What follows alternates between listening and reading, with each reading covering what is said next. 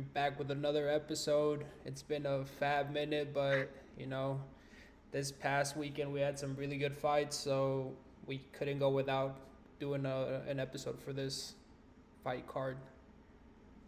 What up, Brendan? What's going on, man? Yeah, it was a historic night for a lot of different reasons for the UFC, but especially for the fighters on the actual card. Every single fight was a KO slash TKO. There were no decisions. Nobody went the distance. It was all KOs, no submissions, just KOs.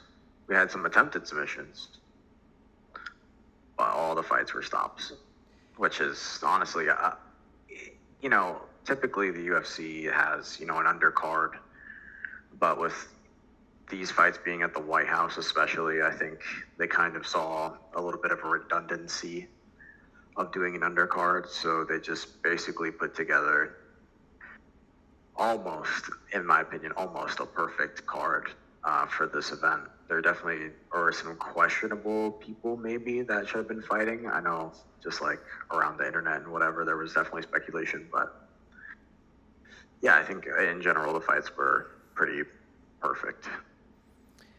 Yeah, maybe there was like one or two fights that we wanted a different match, but I think the matchmakers were looking to get all KOs, and I think they did a good job,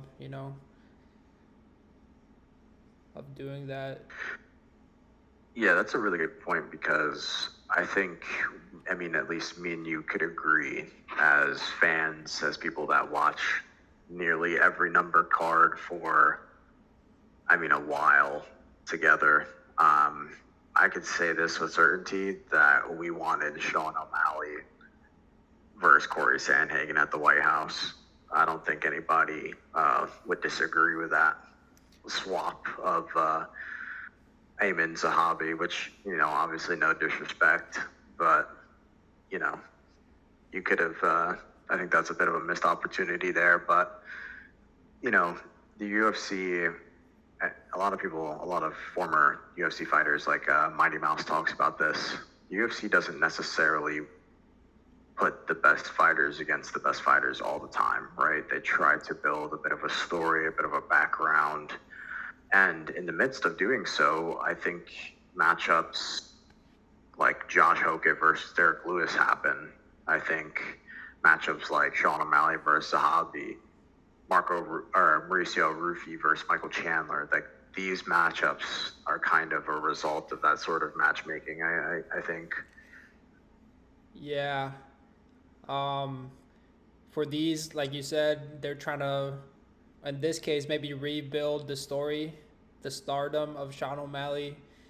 Me and you would have loved to have seen him against Corey Sandhagen, but maybe that would have been a competitive fight, and it's a White House, so you want the fireworks of a walk off KO, kind of like he had, and at the same time you want to rebuild his stardom to potentially catapult him back into like legitimate contendership. You know what I'm saying?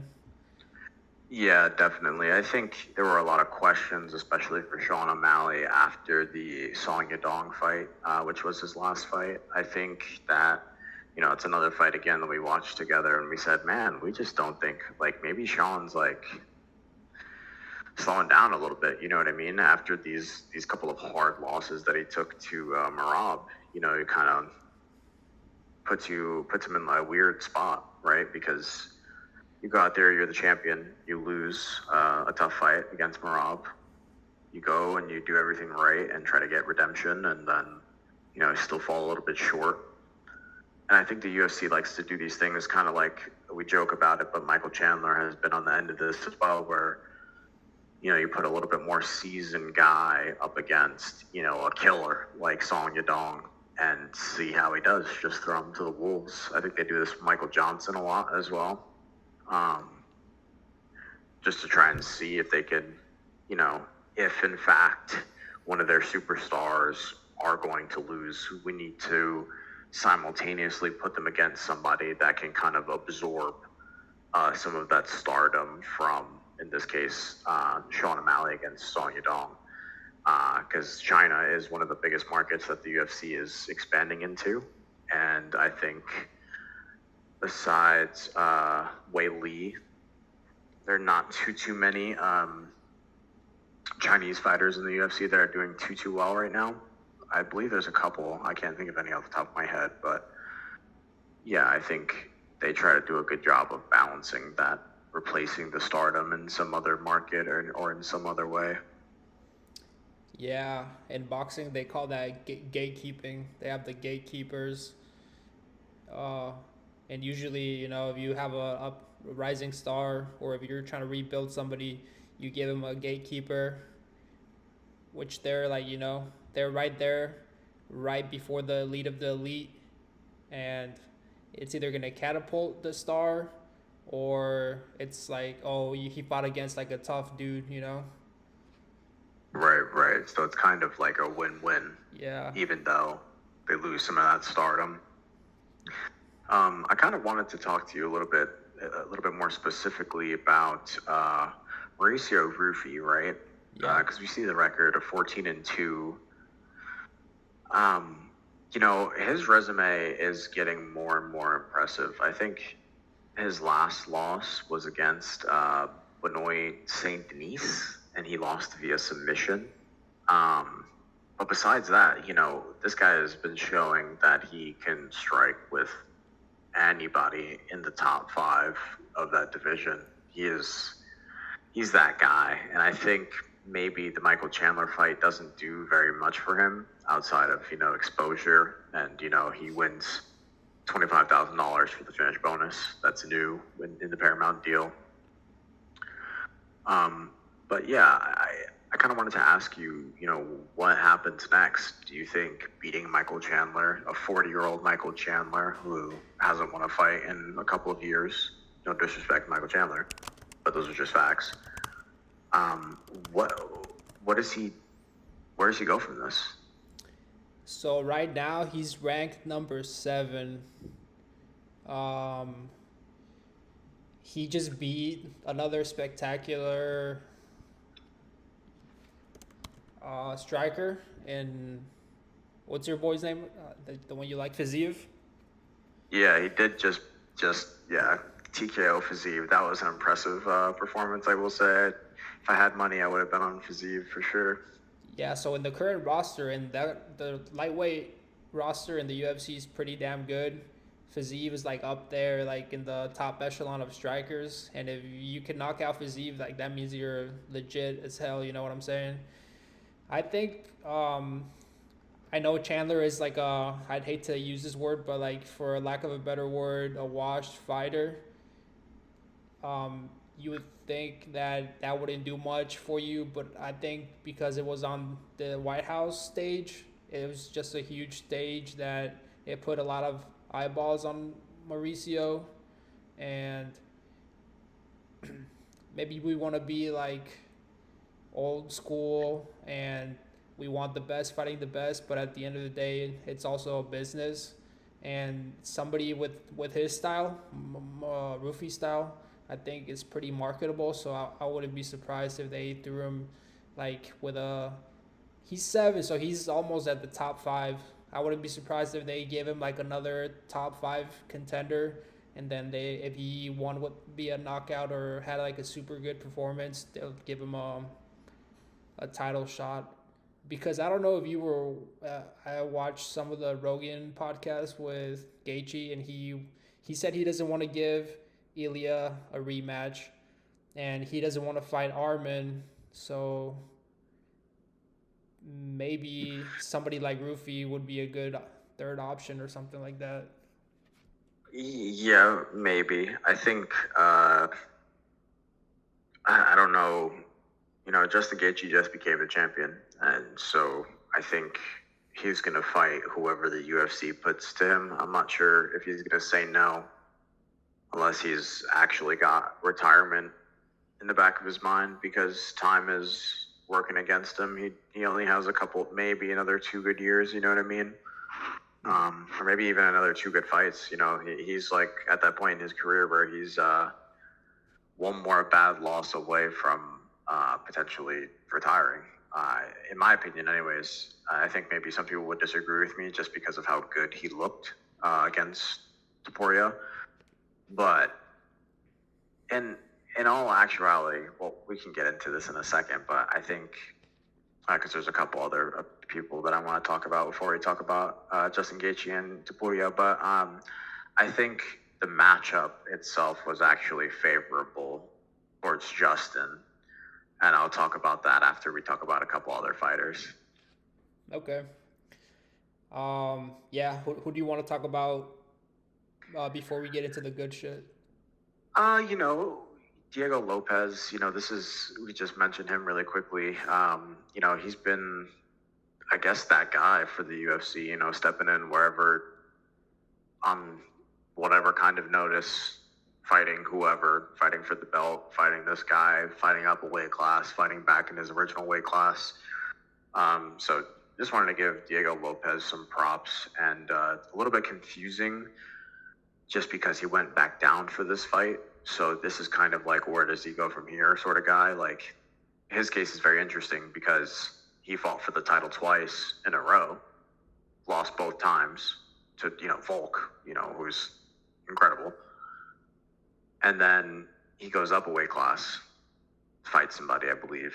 And then I think he wins. And then this is his next fight, which is back down at featherweight. So it kind of leads you to wonder, is he going to go back up? Is he going to stay here? Is he going to fight in both weight classes? Like, kind of, what's that one? Like Kevin Holland, sort of fighting in between 170 and 185. So yeah, it's really interesting it's going to be interesting to see what happens with him. Yeah, I think maybe he started a little slow, but outside of that, it seemed like maybe he had a game plan and he executed. Yeah. I think for him, I think it makes sense to say at featherweight, unless he truly can't make the weight at all. Uh, he has a good build for featherweight, and he seems to like take damage really well at featherweight, which that I feel like that's indicative that he's not depleting himself like super harshly, and Right. It's probably just uncomfortable. he just happens to be in the weight class with one of the all time greats in Volkanovski, and Yeah. fuck, Yep. maybe he Volk had a trilogy with Max. Granted, that may have been more competitive than Diego, but I don't know. I feel like the 155ers they might be a little too much for him. No disrespect to Diego. He's a well-rounded fighter, but he doesn't have like something that he's like spectacular. Like Ilia, he's a well-rounded fighter, and his power was spectacular. So he was able to transcend the featherweight division and go up. I feel like if you're gonna go up and campaign in different higher weight classes, you need to have like kind of a it factor, something that's gonna help you out against bigger people that are really good, if that makes sense. Right. Yeah. No. 100%. You have to have a really extraordinary skill or attribute in order to do so. I would agree. I think Max Holloway is a pretty good example of this up until before he got kind of ragdolled by Oliveira. He went up, maintained, actually gained more power, and he's known for being a volume striker. So he hits harder. He's still pretty much just as fast as he was at 145, or was it 135? Yeah, 145. At 145, right? Yeah. And he's fought some dogs. Like, fought Dustin Poirier, obviously Gaethje at 300 or UFC 300, and a couple other really, really good fighters at 155. So yeah, and just to mention, Bo Nickel, pretty good performance. I'm not the biggest fan of Bo Nickel, but obviously you got to respect the wrestling. Kind of looked like Mr. Kyle Dawkins wasn't ready for the moment, or I don't really necessarily know. I've never watched any of Dawkins' fights, admittedly, but I've seen a couple of Bo Nichols fights, and they seem to end pretty much the same way. Yeah, I mean, this is one of the fights that the White House card could have gone without, in my humble opinion. You know, this is like Yeah, these are not real contenders right now. So I know that you wanted to have like an American heavy card, but there were just other options. You know what I'm saying?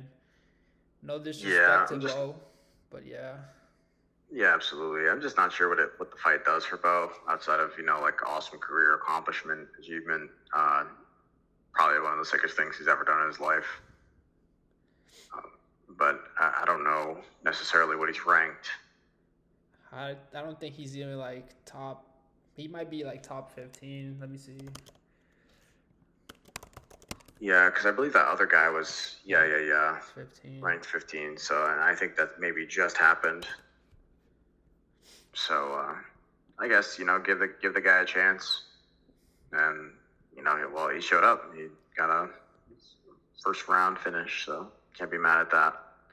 Yeah, you gotta let this guy develop. You know, he has a lot of development to do. You definitely don't want to throw him in with the Wolves. You know, they gave him a little okay guy in Ridier, and he worked both. So he just needs to develop more. Yeah. A couple. I would like to just see him, fight Izzy. You know what I mean? Like fight somebody that's a vet that has experience that will make him strike, and we'll see the growth. I think similar to how they gave Justin Gaethje, Tony Ferguson. I think similar sort of situation where let's see if the vet figures it out. Yeah. I think a veteran striker would be good for Bo. He has to work on his weaknesses like in real time under real fire. So yeah, I think I agree with that. Like a veteran striker. Shoot, I think Izzy might be like way too good for him right now, but I don't know. I don't know. Something's I mean, Izzy hasn't won a fight in a while, but yeah, but Izzy has been fighting killers though, you know what I'm saying? yeah, I don't think yeah. Bo's at that level. So All we right. Well, let's talk about Mr. Josh Hokett. Mr. Josh flip you off WWE SmackDown Monday Night Raw. Hokett. Yeah, this guy he came very acutely onto the scene, you know, all of a sudden, probably with his for his antics primarily, but this guy can fight and he's a hell of an athlete, and they gave him like a perfect target pretty much. Derek Lewis used to be a beast, but he's pretty much just a standing target nowadays, and that was perfect for Josh, you know, to build his name off of Derek Lewis's name, kind of in a huge event. Yeah, it was a little bit. I mean, just pretty much like the last performance that we saw from Derek Lewis. Pretty much disappointed, like through and through. I mean, I know obviously what Derek Lewis can do, what he has done, and props to that. Obviously, UFC is one of the hardest organizations to rack up wins in, and he's got 29 of them, and the most knockouts in what is it, UFC history or heavyweight history? I think it's UFC history. Yeah, so he's no one to play with for sure, but he's in his last fight uh, in the White House pressers. He was saying how he gained weight too fast, and that caused added stress on his back. And as an athlete, especially a fighter, you should, and a professional fighter at that, I think maybe you should probably be a bit more in control of how you gain that weight, right? Because what do they have to make for heavyweight? The limit's 265 or 255? I think it's 265. 265, right? I So he think was yeah. saying that he walked into the cage at 300 pounds. Sheesh. That is incredible. And it makes sense why he's knocking people out, because when he was younger in his career, he probably would carry that 300 a little bit easier. Yeah. But yeah, man, Josh Hokett is way too athletic. He lets his hands go. He's got quick hands. He's got slick pull counters, slick slip counters. He's the real deal on the feet, and I think unfortunately, this is like a situation where this is like a hero that you didn't know you needed, with the heavyweight division being kind of only interesting now because Pereira's in the pool and Cyril Gain is the interim champion. Because it was John Jones holding up the heavyweight division after he won the belt, and then Tom Aspinall, after being crowned champion, is holding up the belt. Granted, obviously tragedy happened to him, whatever. He's got eye pokes, can't see, can see, don't know, don't care. I don't Because know, he man. was also complaining about the division being held up. Aspinall looks like he can see just fine in his little YouTube videos, but I'm no ophthalmologist. Yeah, so at a certain point, you need to do the right thing and let the belt go, especially if you're not doing any UFC PR or you're not doing anything for the company. At a certain point, I understand maybe Dana White's philosophy or whoever is in charge of that sort of thing, but at a certain point, you need to let your division, do the thing. Because I think for a lot of fighters, like for example, when Paddy and Justin Gaethje were fighting for the interim belt, we kind of didn't see that as necessary because it's just an interim belt. Even though it comes with the same paycheck, same internal status, I think all athletes know that that's essentially a number two, or at least that's how I would feel about it. I don't know, how would you feel about that? Yeah, it's definitely, as a fighter, having an interim belt, I feel like it would be not sufficient for me, knowing that the real deal is somebody else has it, and that somebody else is, in some cases, holding it hostage for legitimate reasons, which I don't know Tom Aspinall's medical record, the real one, but sometimes negotiation tactics, I don't know.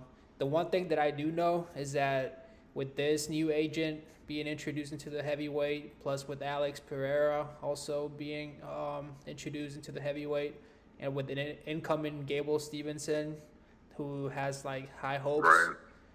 for like a very shallow weight division, I think it's looking the best that it's seen in the last few years. Yeah, for sure. And I think even, we can circle back on this video because it'll be posted, but I'm going to predict that the current light heavyweight champion will defend his belt a couple of times, and then he's going to go on to go up to heavyweight. Yeah, that's a big boy. Yeah. He's a big, big boy. And let me tell you, I think if he does defend the title a couple of times, he's going to try to get a second belt.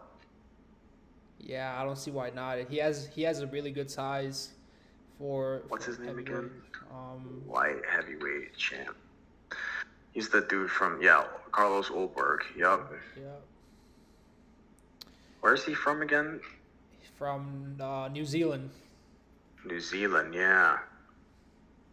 Yeah, them Yeah, boys over there are damn. thick. Yeah, the boys are thick bone over there.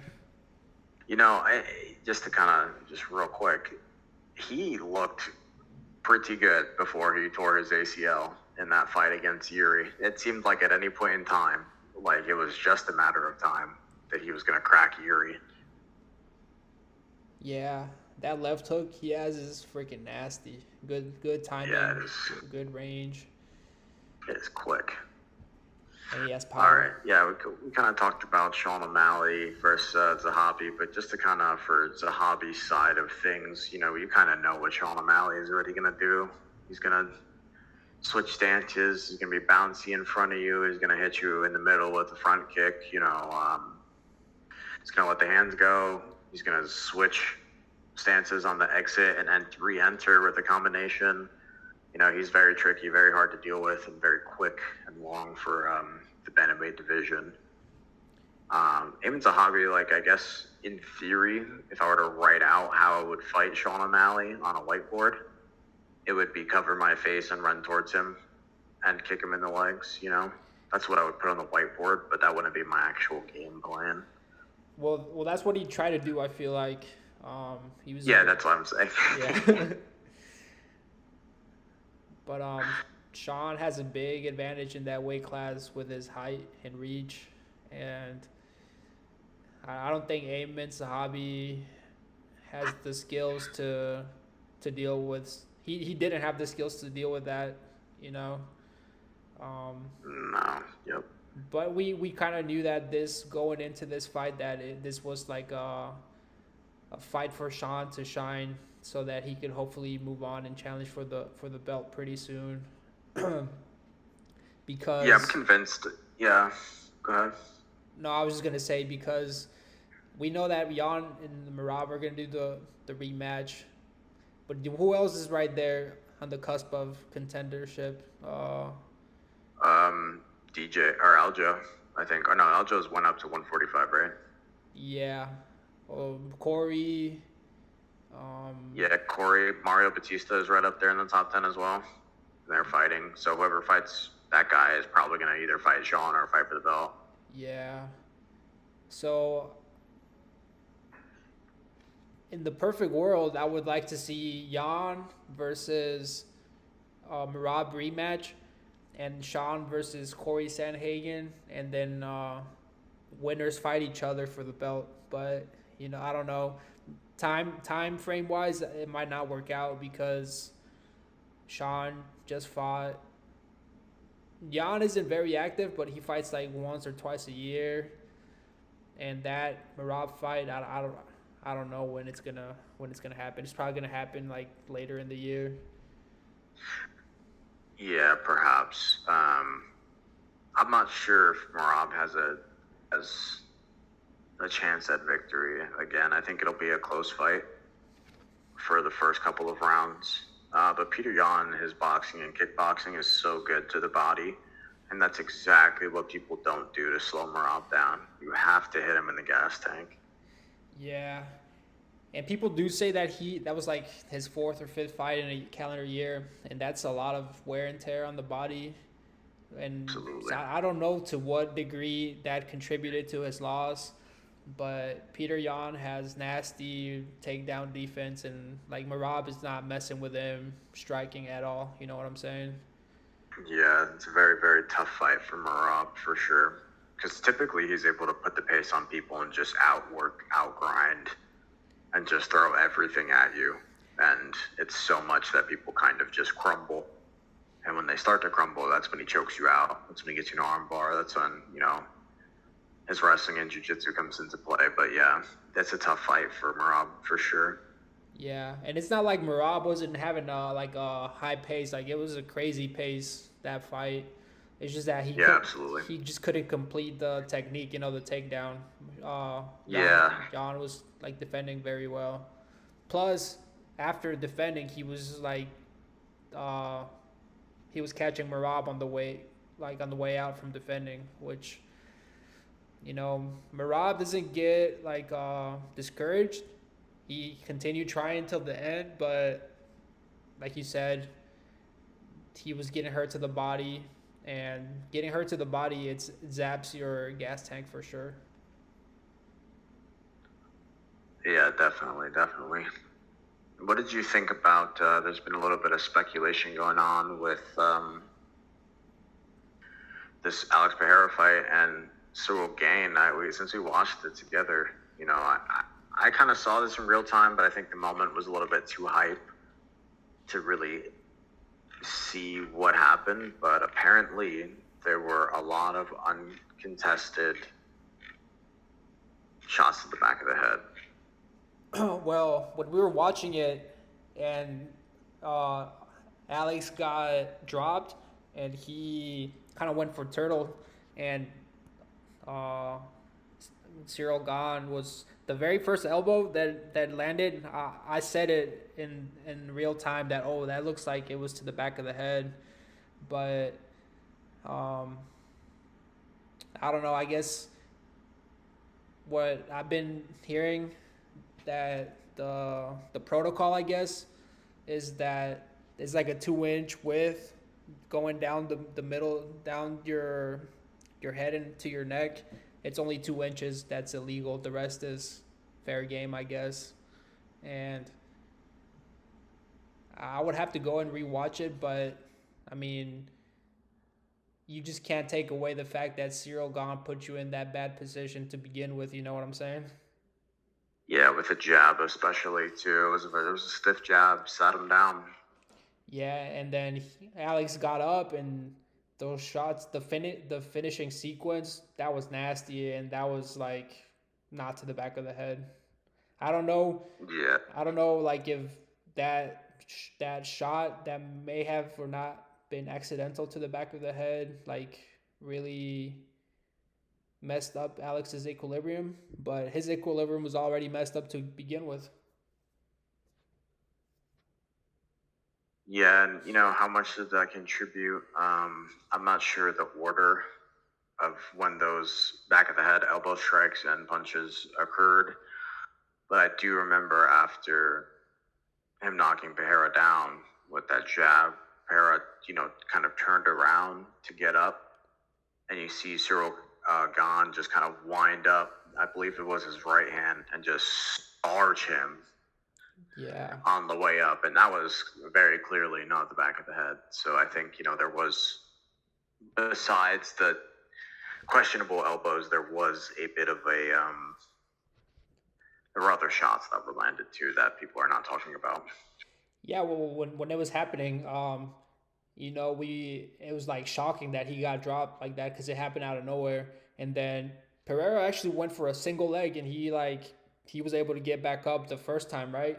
And Yeah, but then already when he got up, he wasn't there already. He wasn't defending at all, and I think Alex doesn't have the best defense. He's like a phenomenal offensive fighter, but he lacks defensive skills, and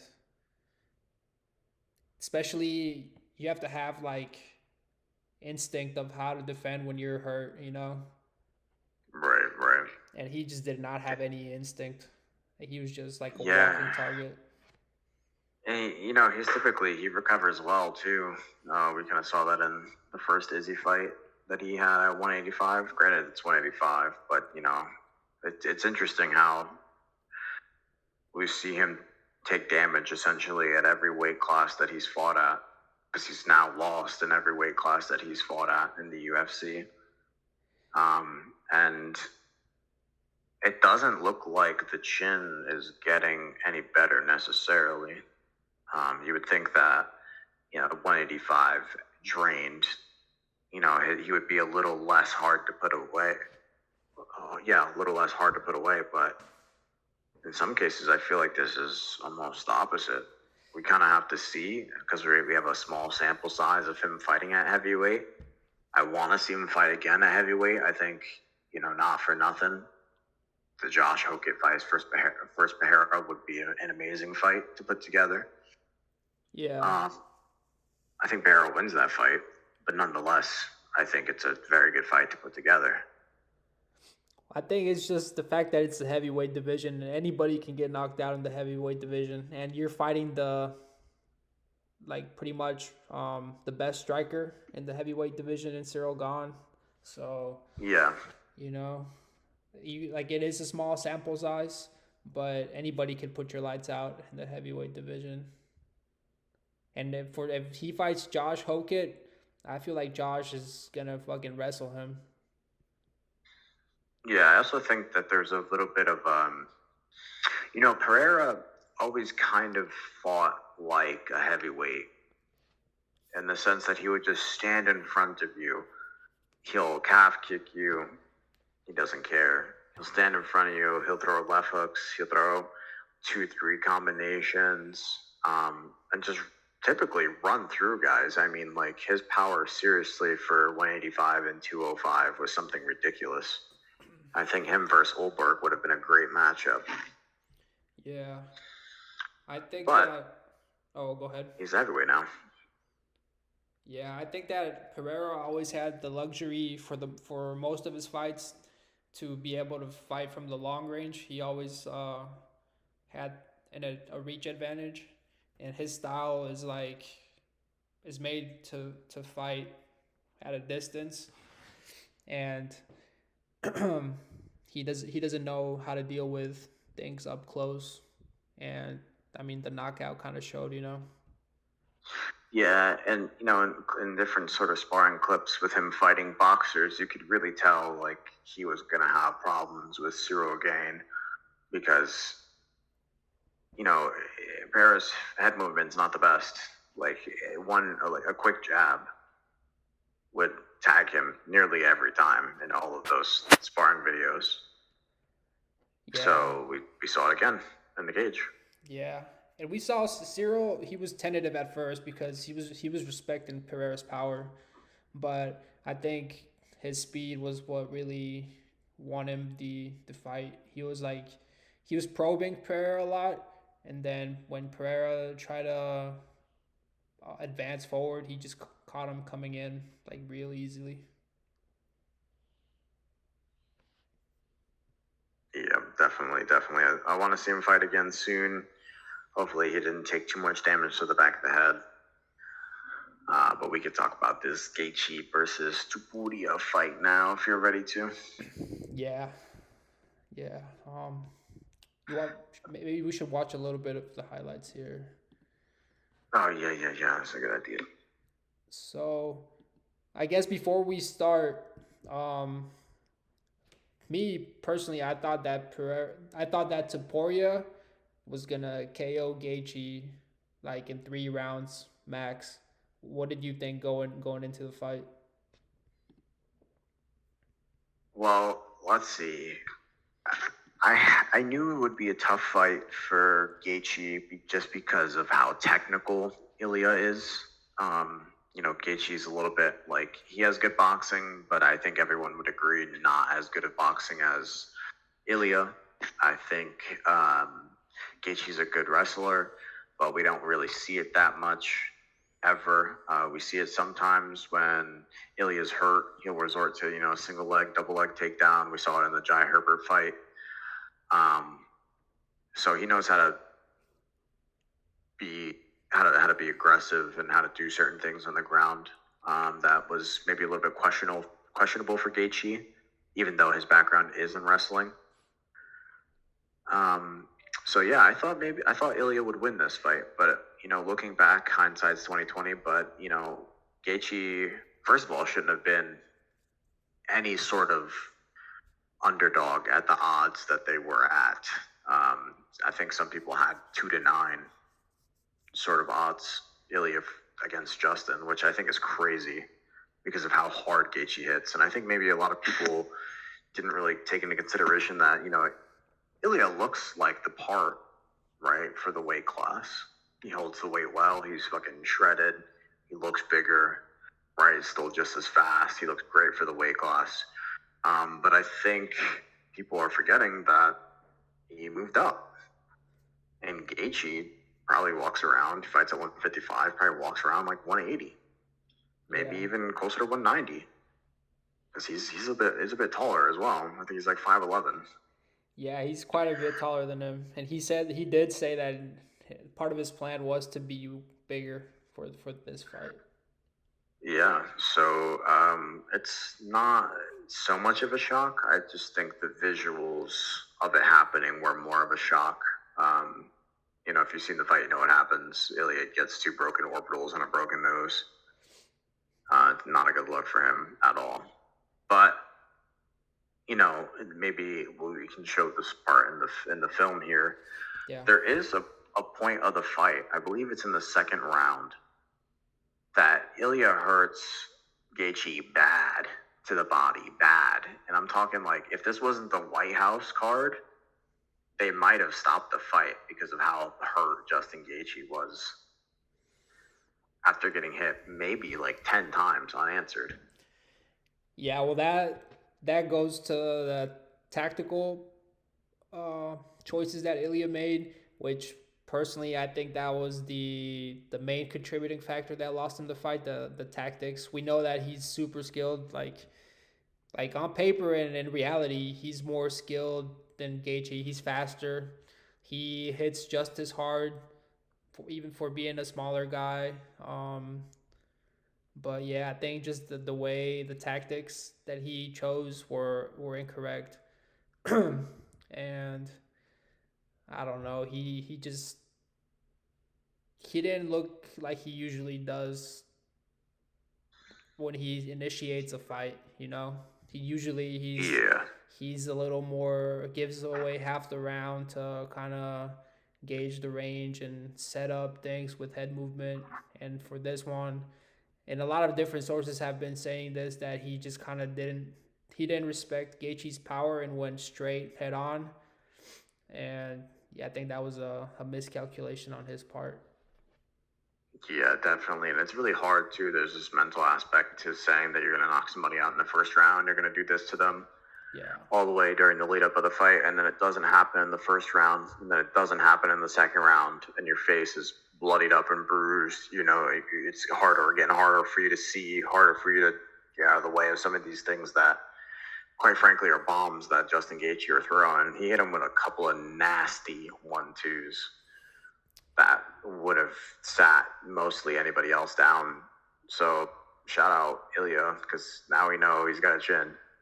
Yeah, I think he's hella durable, and he has a body type to be really durable. And right here is the second round, the portion of the fight where you said he got hurt to the body, and he did. That was to the head, Yeah, Ilia threw three overhead. uppercuts in a row, Yeah. a two over the top, hit him in the liver, two shots to the body. Get off me, little boy. Boom to liver. I would have preferred in this sequence more punch selection than just grabbing the. I think he did it. He was grabbing the head for defensive purposes to kind of like prevent him from throwing anything from that side, because that's Gaethje's good side. But personally, yeah, I would have like he could have chosen a better punch selection right there. That could have finished, but Yeah, and this is where the fight unfortunately starts to take a turn. All of these movements,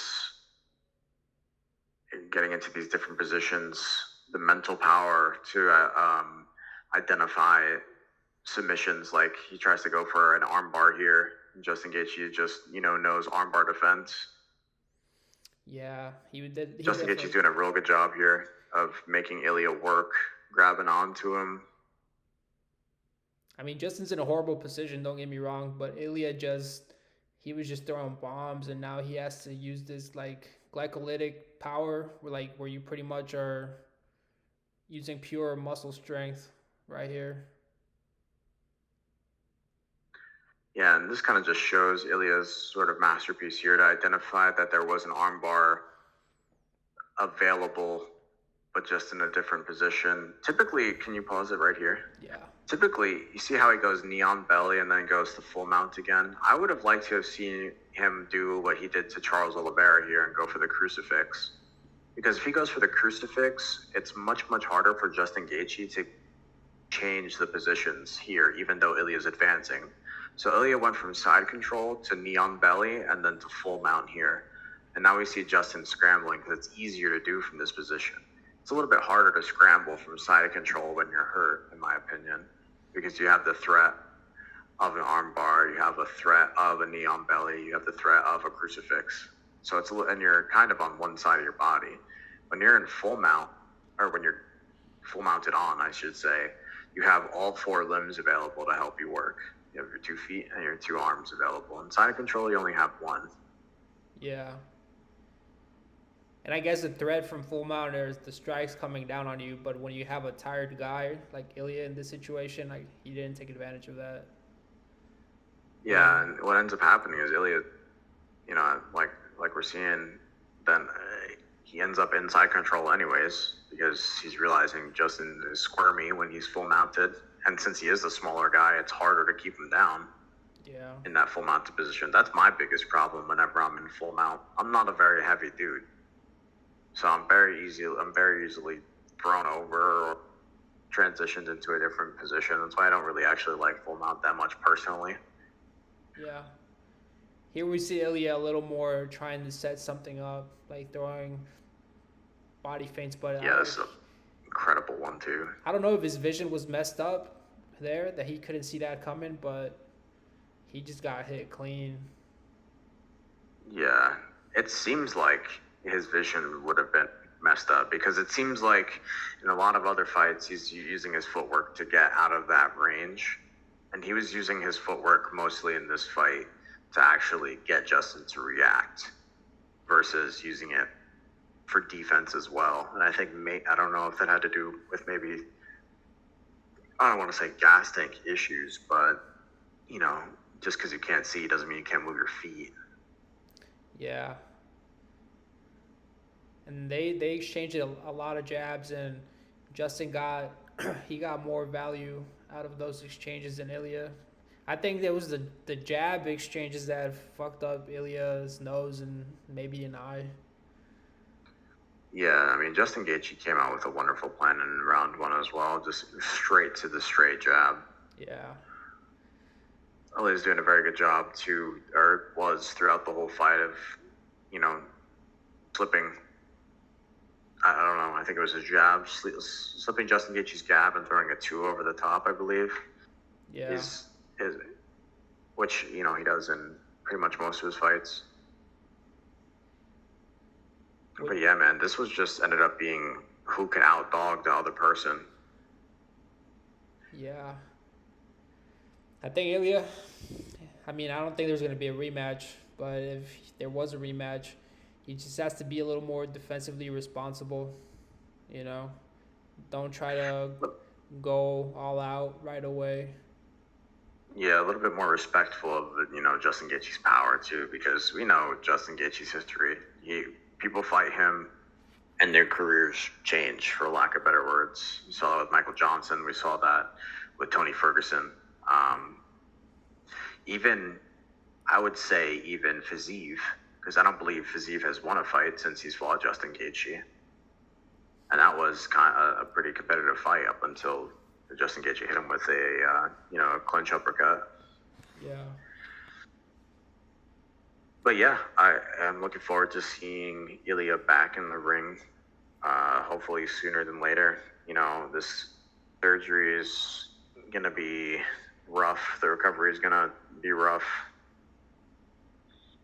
But I think maybe we can see him fight early next year. Against who, I have no idea. I guess it kind of depends on if Patty wins. This is the 155-pound division, so there's many players in this division. Yeah. Now that you said Patty, it just reminded me of how fucked up his face was against Justin too. Yeah, Justin Gaethje don't play, man. Justin Gaethje beat the brakes off him with staff.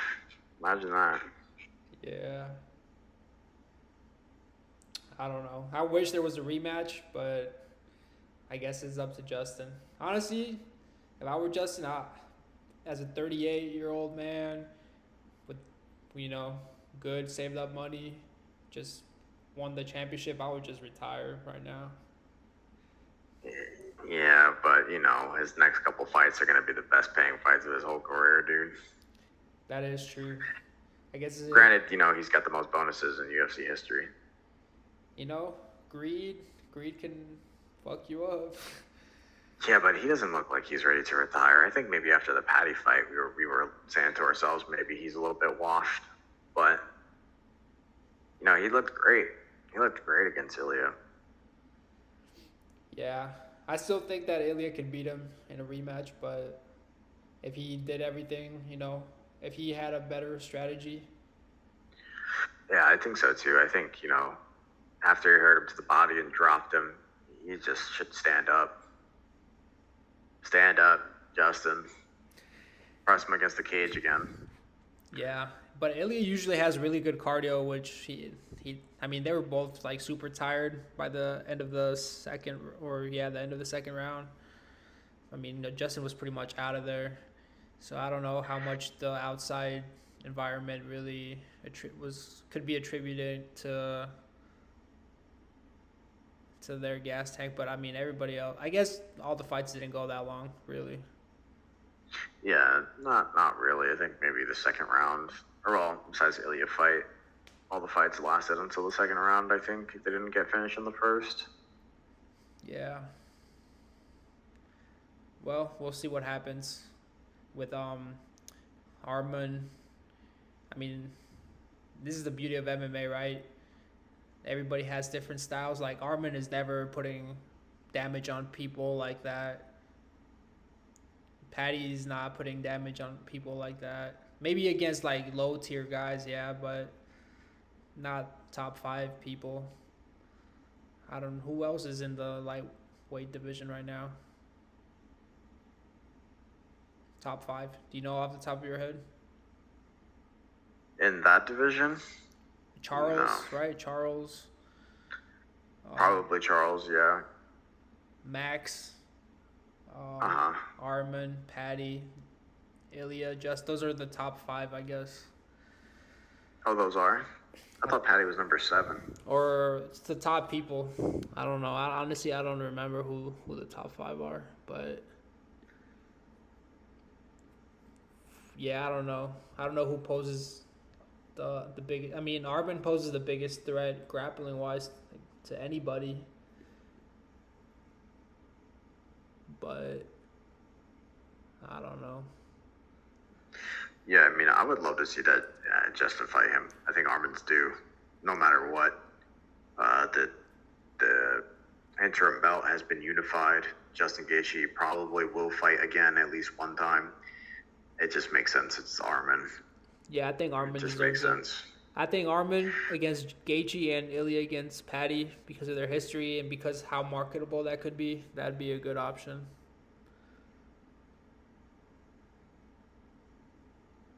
Yeah, another tough fight. Another tough fight for Ilia, though. I will say that would be a very interesting one to watch. I wanted that fight to happen last year, if I'm being honest, but it didn't come to fruition. Yeah, that's I don't think Patty's fucking with his skills. I think he'll have an easier time with Justin. Ilya just has to be careful because Patty has a good size and he's pretty durable. So you just have to select your shots better. Yeah, and I think Patty's going to fight in that sort of belated, longer stance while Ilya's, kind of hunting, going in and out with his footwork. So, the key to victory there would just be, that stiff jab, which I don't think Patty necessarily throws very often, if I'm being honest. He's more of an unorthodox striker, I would call him. You don't really see anything overly technical, but you do see, elbow. You do see a variety of strikes. Yeah. Yeah, maybe as Ilya, he has to get into the mentality of, I'm not going to knock everybody out in this weight class because they're more durable. So you just have to plan for the 5 rounds, Yeah, and I think that's, I think maybe it's a little bit different because, especially for Ilia, he loves going to the body. You don't really see a whole lot of fighters really punish the body. He was trying to slow Justin Gaethje down with not just the hooks to the body, but also on the outside when he was trying to find range. He would jab to the body pretty stiff as well. So I think fighting like that with his power, he'll hurt anybody in the division for sure. But it's like you're saying, he has to be a bit smarter with his entrance and exit plan. Can't get caught in the clinch because he's probably going to be the smaller guy in most of his fights. So, yeah, there are things that he does have to be aware of again. Yeah. Well, and that just shows that, everybody's human, Everybody can always improve, even if you have such a high skill set. Yes, sir. Absolutely. But yeah, man, other than that, is there anything else you wanted to talk about in the combat world? Let me see. We got big fights coming in July with the return of the Mac Daddy McGregor, but other than that, Yeah. maybe it's a little too soon to talk about that right now, but definitely something that we're looking forward to. I'm a big Conor fan. Yeah, for sure. It's going to be very interesting to see both him and Max at 170. We know Max is durable, so it's gonna be just a banger fight. If Conor is even half as fast as he once was, this will be such an interesting fight. I don't think people are giving it the hype, matchmaking wise, the versus just the return of Conor McGregor wise, because we understand that Max Holloway is kind of on the end of his career too. He's trying to take these money fights now, Yeah. so he's just looking for big moments, and it'd be after 6 years basically of Conor McGregor not fighting, like if anybody deserves to fight him that makes any sense in the world, it would be Max Holloway. Yeah, and that card altogether is pretty sick, from top Yeah, to we have bottom. the debut of Gable Stevenson Yeah. against heavyweight with a couple fights, I believe. You have, I believe, this is also the debut of Robert Whitaker going up to 205. I could be wrong. This could be his second fight at 205. Yeah, you have Brandon Royval is fighting an absolute killer, which name I can't pronounce. Kavanaugh. That's all I We know. have, Loner yeah, Kavanaugh. we have obviously Corey Sandhagen versus Mario Batista, which that is going to be an absolute This is a sick fight. cinema. If you don't even watch the main fight, the main event, I should say, like you need to watch that fight. That fight is going to be incredible. This is also going to be a hell of a fight. And honestly, I think Patty might lose this one. But it's going to be a dog fight. Like, technique thrown out the window when it comes to striking. And I don't know. This guy has hella, like, really good judo. Patty is okay, but his jujitsu is really good. I Yeah, that's guess. why I think it's so interesting of a fight. I'm not sure if either one of them want to take it to the ground. Yeah. But if it does end up in the ground, I'm going to give the advantage to Patty because his jiu-jitsu is very good and he's very hard to keep down.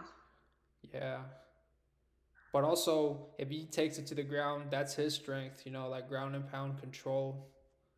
So, Absolutely.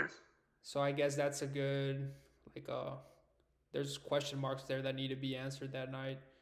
And of course, Connor versus Absolutely. Max. So, The biggest question mark probably of the entire card is what will Conor McGregor look like? He's not coming out bladed karate stance Conor McGregor. I think if people are expecting that, I think they might be very confused and maybe even a little disappointed when they see this version of Conor McGregor. yeah. Have you been watching any of his training and stuff? I've been watching a little bit. It seems like, well, one, obviously, it seems like he's serious, but two, I think he is going to be hitting Max very hard. Yeah, Like, especially at 170. yeah, like just cracking Max, I feel like. And I think if McGregor invests in the body, it's going to be a really tough day for Max.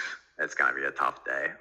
He might, Max Holloway, I don't want to call this because I love him as a fighter, but he might get knocked out via head kick.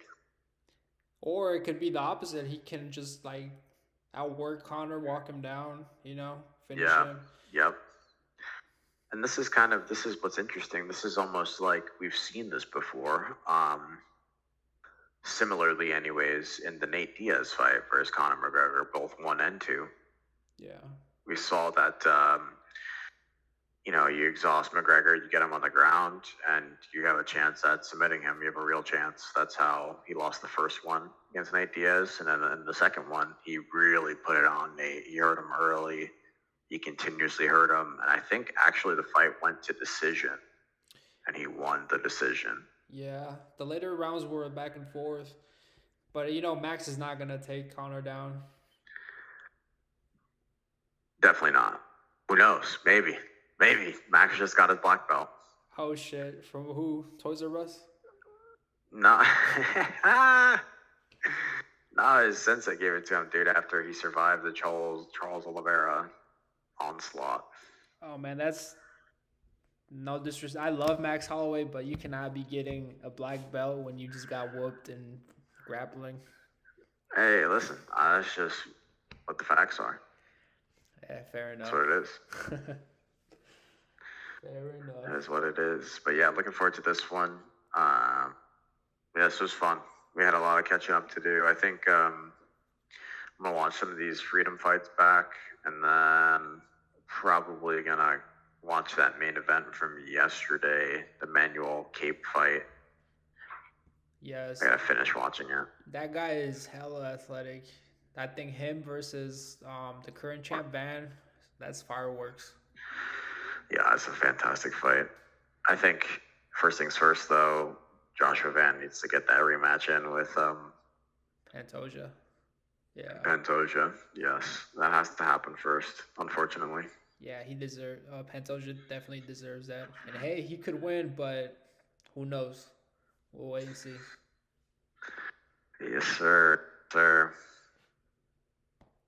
All right, I think we've come to the end of the podcast episode. We went over the UFC Freedom. That was a hell of an event.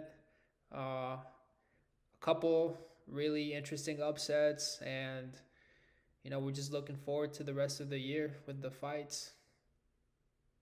Thank you guys for watching, tuning on in, all that good stuff, and let's do this again. Yeah, we're definitely gonna try to be more active. I fortunately underwent a bad injury, so right now I'm beginning to recover. I'm in the rehab stages, so yeah, we're definitely gonna put more content out.